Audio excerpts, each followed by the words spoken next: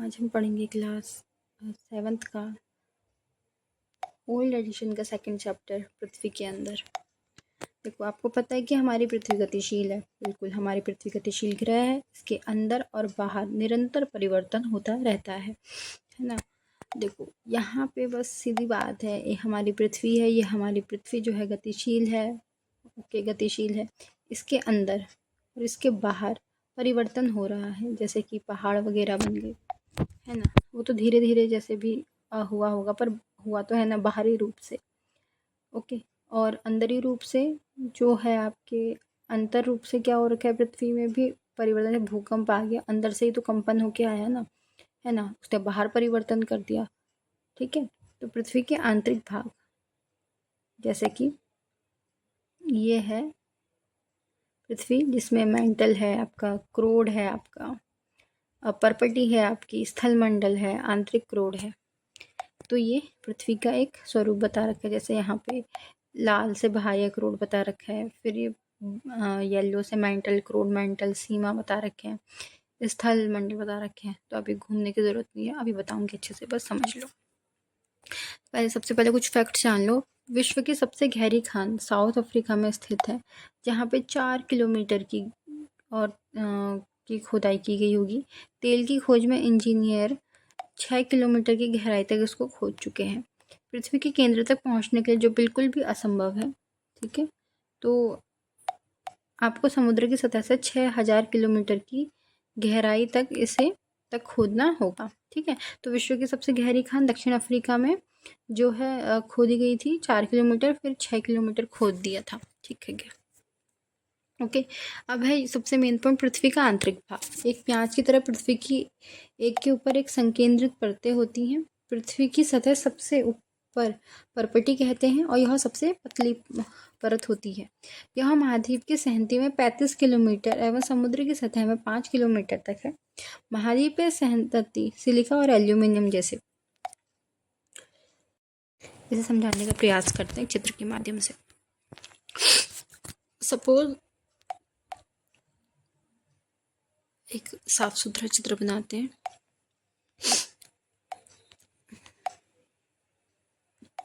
देखना, एक लाइन मैंने इधर खींचनी है, ये लाइन। ओके,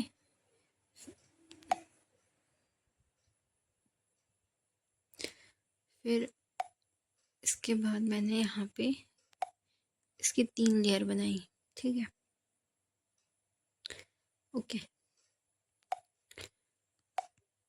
जो सबसे ऊपरी भाग होता है उसे बोलते हैं क्रस्ट यानी परपटी। दूसरा होता है आपका मेंटल, और तीसरा होता है क्रोड। ठीक है, ये 3 लेयर्स होती हैं। ये पहली लेयर हो गई, ये दूसरी लेयर हो गई, ये तीसरी लेयर हो गई। ठीक है, और ये है पहला क्रस्ट, दूसरा है मेंटल, तीसरा है क्रोड। ठीक है, और यही जो परत है पृथ्वी की, ये किसी न किसी पदार्थ से मिलकर तो बनी होगी। जैसे जो हमारा क्रस्ट है, ठीक है, जो हमारा क्रस्ट है ये बना है सियाल से मिलके, यानी सिलिका और एल्यूमिनियम। जो हमारा मेंटल है वो बना है सीमा से मिलके, यानी सियाल और मैग्नीशियम। और जो क्रोड है वो बना है नीफे से, यानी निकल और आयरन से मिलकर बना है।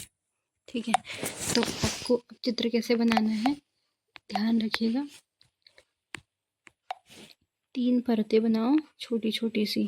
ठीक है, सबसे ये हो गया क्रस्ट, किससे बना है, सिलिका और एल्यूमिनियम से। ये बना है मेंटल, सियाल और मैग्नीशियम से मिलके। फिर है क्रोड, जो कि बना है निकेल और आयरन से मिलके, सियाल सीमा निफे। बस, और ध्यान रखना, एक और चीज़ बताती हूँ। ये जैसे मैंने एक चित्र बनाया, ठीक है, ओके, सब भली प्रकार से नहीं बनाए, थोड़ा सा दूसरा कलर लेके बनाते हैं। ये लो, ठीक है, ये एक चित्र है, और जो ये वाला है ये पानी से भरा हुआ है, ये वाला जो खाली स्थान है ये पानी से भरा है। ठीक है, अब ये है जो ये है महाद्वीप, क्या है महाद्वीप। ओके, और जो ये ब्लू वाला है ये है महासागर। ठीक है, किसकी मोटाई ज़्यादा लग रही है आपको? ऑब्वियसली महाद्वीप की मोटाई आपको ये वाली ज़्यादा लग रही है। इसका मतलब है जो पृथ्वी है यानी उसमें जो महाद्वीप है महासागर की तुलना में अधिक मोटा है, महासागर की तुलना में अधिक मोटा है, क्योंकि महासागर की मोटाई इतनी कहाँ है, महाद्वीप की मोटाई ज़्यादा है ना। तो यही मैं समझाना चाह रही थी। और देखो अब आएगा बहुत अच्छे से, बिल्कुल मक्खन की तरह। एक प्याज की तरह पृथ्वी भी एक ऊपर की संकेंद्रित परतों से बनी है। पृथ्वी की सतह सबसे ऊपरी परत पर्पटी कहते हैं और यह सबसे पतली परत होती है। महाद्वीप संहति में 35 किलोमीटर एवं समुद्र में 5 किलोमीटर।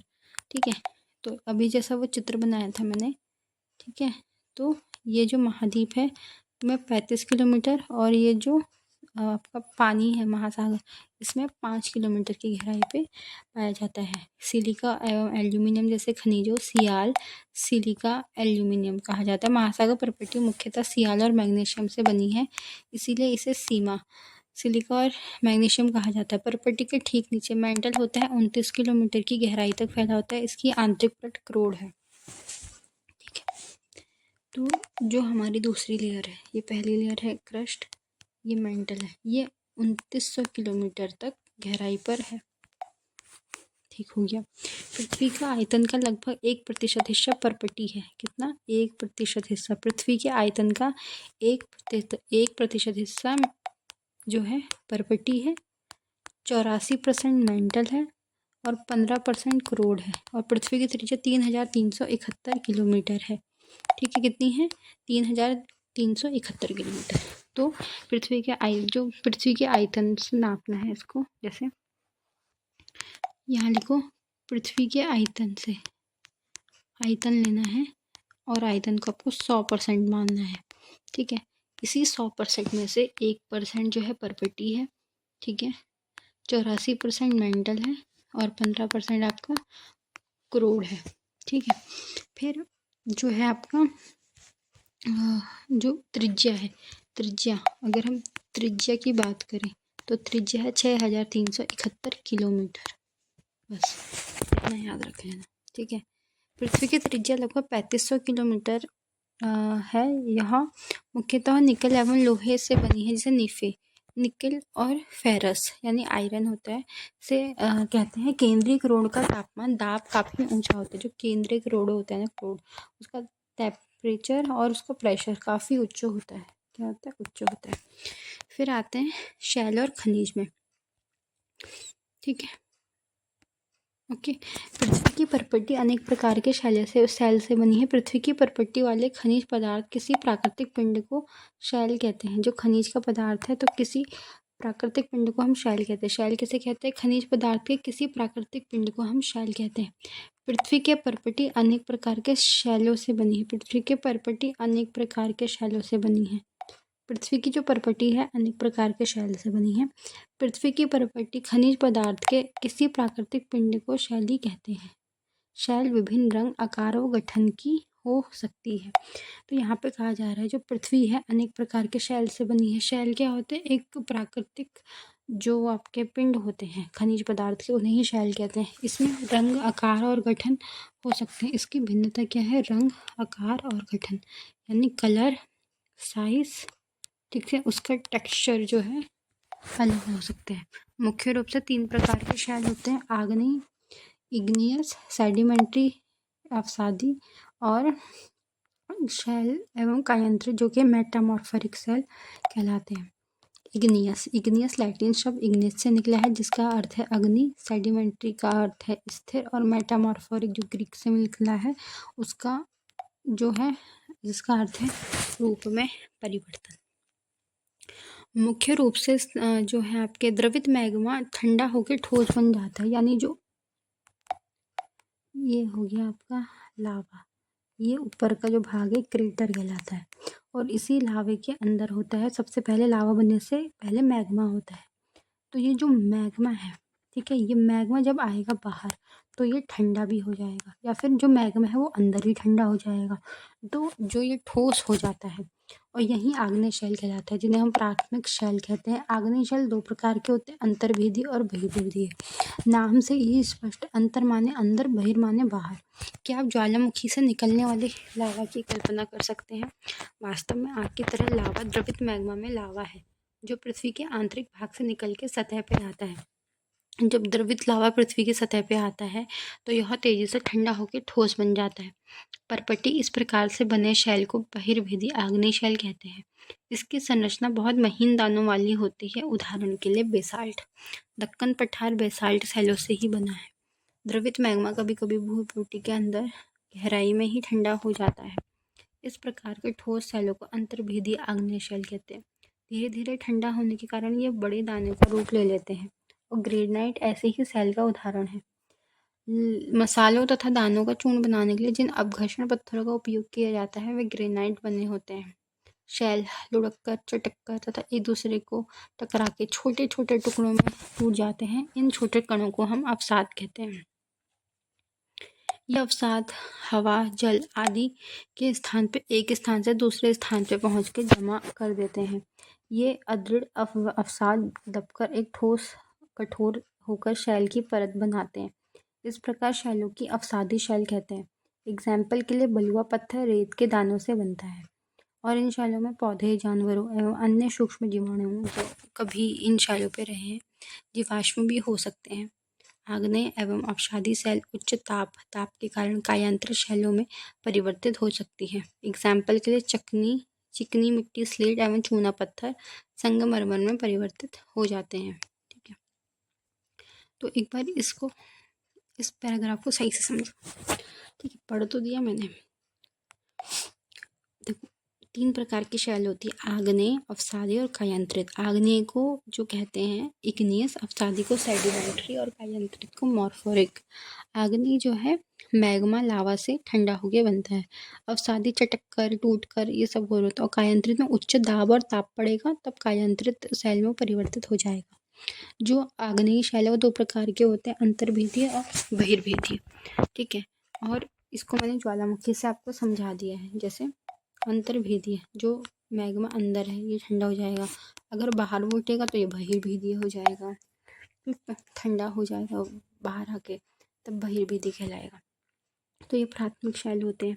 ठीक है, अब यहाँ पे कहा जा रहा है जो द्रवित लावा है आपका क्या है, लावा है। ठीक है, पृथ्वी की सतह में आता है और तेजी से ठंडा होकर ठोस बन जाता है। ठीक है, और जो परपटी होती है, शैल होते हैं, आग्नेय शैल कहते हैं।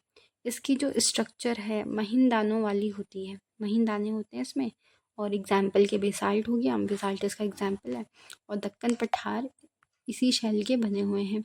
दक्कन पठार भारत में ही है। ठीक है, ये रहा नीचे का भाग और यही है दक्कन। ठीक है, दक्कन का पठार। और इसका चूर्ण बनता है, मतलब पाउडर बन जाएगा। और अपघर्षण पत्थरों का उपयोग ग्रेनाइट बनाने के लिए किया जाता है। ठीक है, ये ग्रेनाइट के बने होते हैं। ठीक है, और इनके पत्थरों का उपयोग भी होता है। फिर जो चटक कर, लुढ़क कर छोटे छोटे टुकड़ों में बन जाते हैं, छोटे कण होते हैं, वो अवसाद कहलाते हैं। अवसाद जो है एक जगह से दूसरी जगह जाएंगे, हवा, जल आदि एक स्थान से दूसरी जगह पहुंचेंगे और वहाँ पे जमा हो जाएंगे अवसाद। ये अवसाद दबकर कठोर और होकर शैल की परत बना लेते हैं और अवसादी शैल कहलाते हैं। ठीक है, उदाहरण के लिए बलुआ पत्थर, रेत, ये इसके एग्जाम्पल बलुआ पत्थर और रेत। इन शैलों को पौधे, जानवरों एवं अन्य सूक्ष्म जीवाणु जो कभी इन शैलों पर रहे होंगे जीवाश्म भी हो सकते हैं। जीवाश्म क्या होते हैं, शैलों की परतों में दबे मृत पौधे एवं जंतुओं के अवशेष होते हैं। यानी ये दबे होते हैं और परतों में, शैलों की परतों में दबे होते हैं और ये मृत होते हैं। वो पौधे भी हो सकते हैं और जंतु भी हो सकते हैं। यही जो है आपके जीवाश्म कहलाते हैं। और इग्नियस लैटिन शब्द से बना है, सेडिमेंट्री भी जो है लैटिन शब्द से बना है। और मेटामॉर्फोरिक जिसके लिए ग्रीक से बना है, जिसका अर्थ है रूप परिवर्तन। ठीक है, अब आते हैं आग्नेय एवं अवसादी सेल जब आग्नेय और अवसादी सेल में उच्च दाब और ताप पड़ेगा, यानी टेम्परेचर भी ज़्यादा होगा और प्रेशर भी ज़्यादा होगा, तो कायांतरित सेल में परिवर्तित हो जाएगा। ठीक है, तो इससे जैसे चिकनी मिट्टी, स्लेट और चूना पत्थर, संगमरमर परिवर्तित हो जाता है। ठीक है, ये चित्र है कायांतरित सेल में परिवर्तित अवसादी सेल। फिर है आपका शैल हमारे लिए बहुत उपयोगी है। बिल्कुल, कठोर शैलों का उपयोग सड़क, घर, इमारत बनाने के लिए किया जाता है। आप पत्थरों का उपयोग कई खेलों में करते हैं। उदाहरण के लिए आप 7 पत्थर, पिट्ठू, चिबी-डट्टी, ठीक है, चिबी-डड्डी, चटापू, कीट, 5 पत्थर, गिट्टी आदि आप दादा दादी, माता पिता, पड़ोसी आदि के पूछकर इन खेलों की जानकारी प्राप्त कर सकते हैं। अब जैसे लाल किला है जो कि बलुआ पत्थर से मिलके बना है, और ताजमहल है वो संगमरमर से मिलके बना है। आपको जान के आश्चर्य होगा कि किन्हीं निश्चित दशाओं में एक प्रकार के शैल चक्रियों से जो है दूसरे में परिवर्तित हो जाते हैं। एक शैल दूसरे शैल में परिवर्तित होने पर इसे शैल चक्र कहते हैं।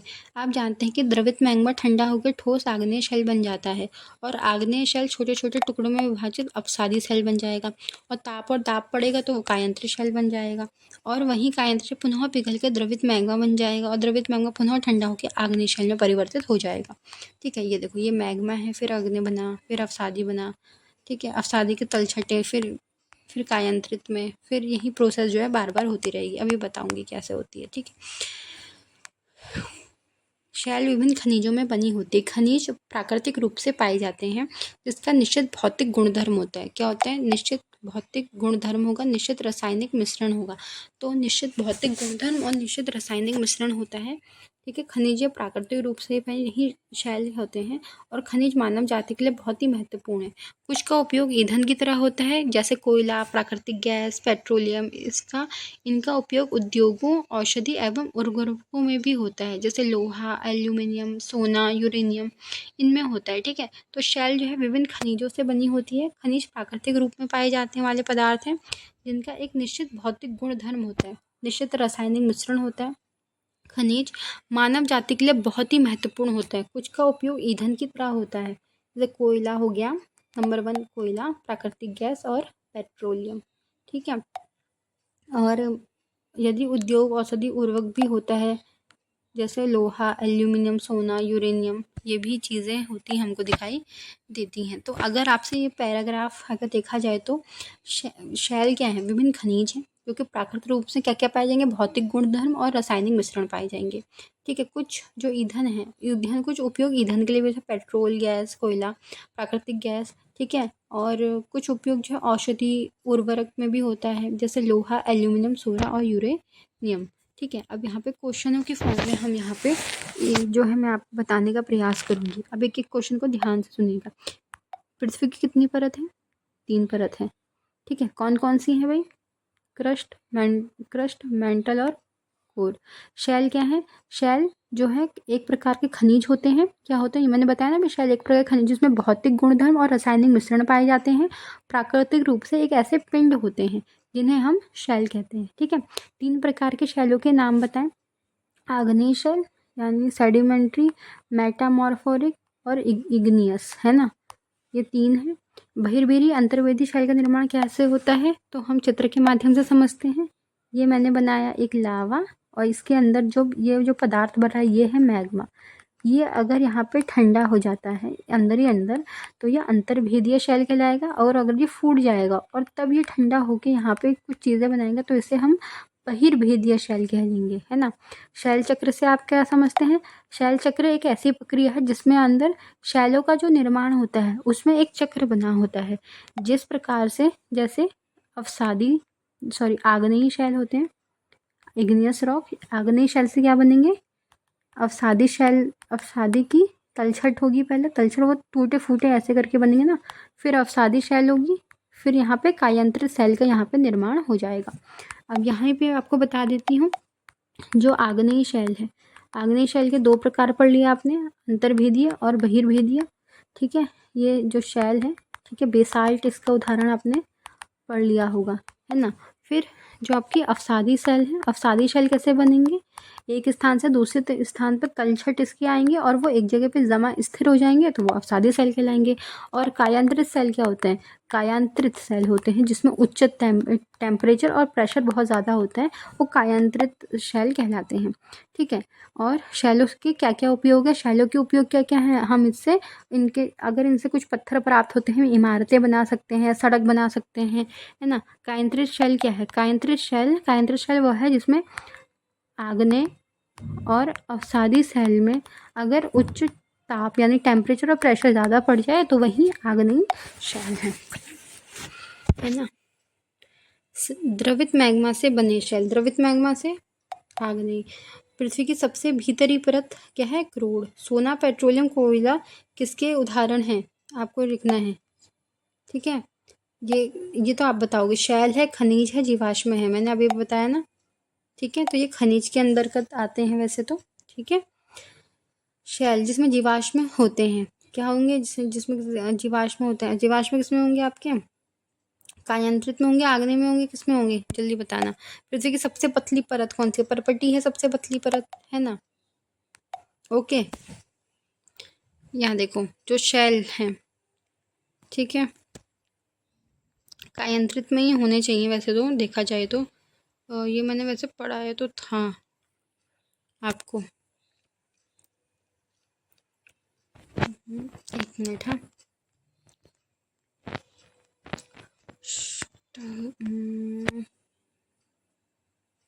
हाँ तो मैंने आपको जब जीवाश्म में पढ़ाया था तो वो अवसादी शैल में पाए जाते हैं ना। अवसादी शैल में, जस्ट सेकंड, काम नहीं कर रहे हैं। अवसादी शैल में पाए जाते हैं। ठीक है।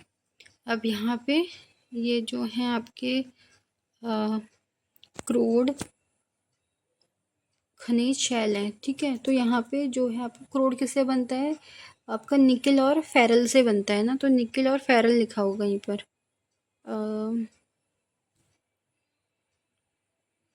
सबसे भीतरी परत में आएगा। ठीक है। इसका तो वो हो गया 5th वाला। ठीक है। ओके। और भी देखते हैं। सड़क एवं इमारतें बनाने में उपयोग। सिलिका और एल्यूमिनियम। सियाल किससे बन के मिलता है आपका भाई? सियाल का तो है ही नहीं यहाँ पे। क्रस्ट नहीं है यहाँ। अच्छा, इसको इसी से मिला देना यहाँ पे। ये है ना जो, ये देखो इसका यहाँ पे है 3rd का। ठीक है। शैल क्या है? शैल जो है शैल में परिवर्तित होने की प्रक्रिया खनिज कहलाती है।